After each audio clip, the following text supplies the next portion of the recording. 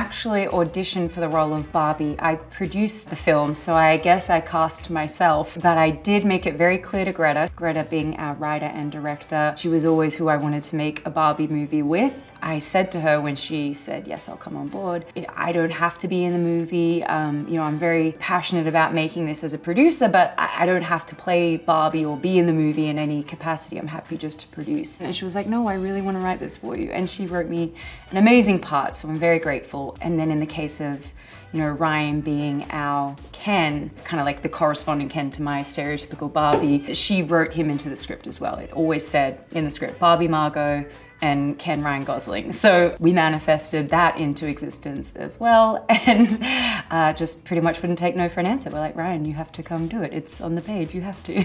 But I'd met him before and I knew that we got along, and I had a feeling just based on things I'd heard about him, and I love his work. I have loved his work for so long.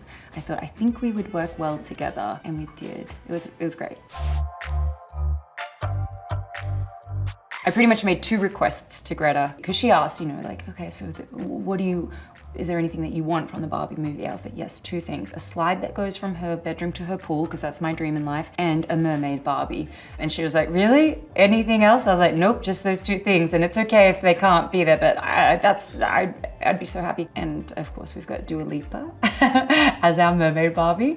And I certainly have a slide that goes from my bedroom down to my pool. And it was so fun, literally dreams coming true. I wasn't actually a Barbie fanatic as a child. I actually don't even know if I owned a Barbie, but my cousin had Barbies, and Barbies were just omnipresent throughout my childhood because, she's everywhere. It wasn't something that I was really that focused on or obsessed with. I don't remember ever opening a Christmas present that was a Barbie, but I do remember opening a Christmas present when I was 5 years old, the Barbie fold-out house, which I was obsessed with. Just the construction of it, and I think I've been, inspired to world build ever since. Clearly started at a young age. So then I got to witness in real life watching a dream house be built in front of my eyes, and I would go in and watch the construction teams when we were in pre-production, piecing this together and making these life-size dream houses, which was the most incredible thing. And people would come to set and see them for the first time and actually start crying. People were just so overwhelmed by how beautiful they were, but also just how handmade they felt, which was always the intention behind it. I suppose I mentally began becoming Barbie as soon as I read the script. I just couldn't not read the script and be playing it out in my head and kind of trying it on and seeing if it fit and oh, how am I gonna do that? And because I was talking to Greta every day, these discussions were just constant and ever evolving. I decorated my trailer. I do this for all the characters I play now, but I went all out for this character of Barbie. Pink stuff, fluffy stuff, things that make me happy, things that are cute, pictures of my friends, things like that, just so that I'd be in, a really happy, positive kind of mood. I have a Barbie perfume, so that's always the final thing for my character. As soon as I put my character perfume on, I think I relate to smell associations, sense memory is pretty strong for me. So as soon as the perfume's on, then I was like, okay, ready. Then I have all the usual things that I do when I prep for a character, working with dialect coach and an acting coach and a movement coach and research. Spent time at the Mattel headquarters, speaking to Mattel employees, asking them about how the brand has evolved over the years, what was the impotence of some of the changes that they made, and how do you make a Barbie? I could go here and watch someone literally thread Barbie's hair. But I also did watch Barbie documentaries, did read about the creator, Ruth Handler, all that kind of history to Barbie. And also I watched a bunch of the Barbie, she has a YouTube channel, and one that stuck with me that wasn't necessarily that applicable for the movie, but I needed to hear it for me in life. Barbie on her YouTube channel did this whole thing about saying thank you instead of saying sorry. And I was like, oh wow, I do that all the time. I start emails with sorry to bother, but, sorry I couldn't, sorry I can't do that. Barbie has this whole lesson about swap out the word sorry for the word thank you. Thank you for understanding that I couldn't do that, or thank you for hearing me out. Here's what I think of this. And I was like, wow, I can't believe Barbie just taught me. I'm a grown woman and Barbie is still teaching me something. It was fun, and I definitely delved into whatever aspects of Barbie I could find to help help me as a person, but also help me find the character. The time spent speaking to Greta was the most valuable for this role. We had some big, lofty questions to ask, like, what is the meaning of life? What is true happiness? Why is life worth living? If you could have perfect, controlled Barbie land, what would make you ever choose anything else? Good night, Barbies! I'm definitely not thinking about death anymore. Those questions led to some pretty deep answers and conversations, and not even answers, because there isn't really an answer. That's what we kept coming back to, is like, I can't sum up the meaning of life in a neat little sentence. Embodying Barbie actually helps.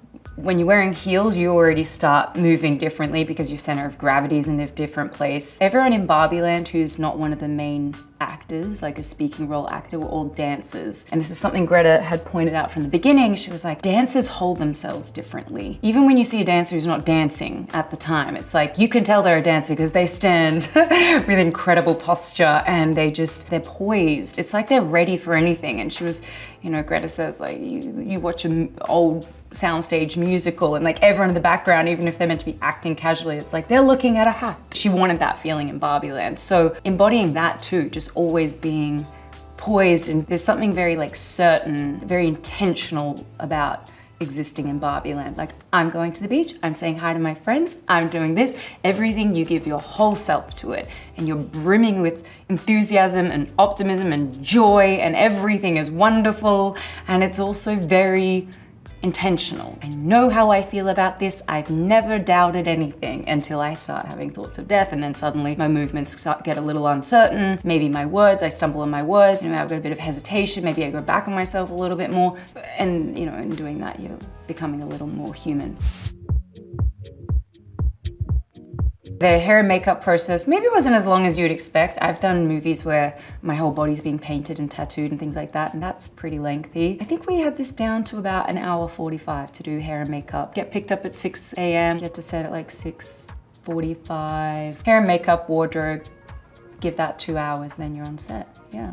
We have big, big wigs. You know, the key look for Barbie was this impossible amount of hair. I cannot think of a movie that had more hair than the Barbie movie, because everyone had wigs with 10 times the amount of hair a wig would normally have in it. And it was like down to your waist every time. And it was so fun, but it was a lot of hair. The wigs kind of made it because it helped with that scale, like the different proportions of Barbie, giving you that fantasy feel of like, oh, something's not quite human about her. She's got impossible hair. Makeup, we just tried to make as beautiful as possible. Greta really liked the look in these like old Technicolor movies where they had this like creamy sort of look to their skin, like this flat look. Because what was most important with the costumes, the hair and makeup, is that, you know, when you put on an outfit and you're kind of like, I feel really good in this, like, I think I look good today. Like, you bring this confidence with you because you're like, I'm killing it. And we wanted everyone to have that feeling every day in Barbie Land. All the outfits are not one-to-one replicas. Some are inspired by real life Barbies that have existed in the past. There might be a picture of like Brigitte Bardot in the 50s or 60s, and that might inspire an outfit. Also the costumes by the end of the film,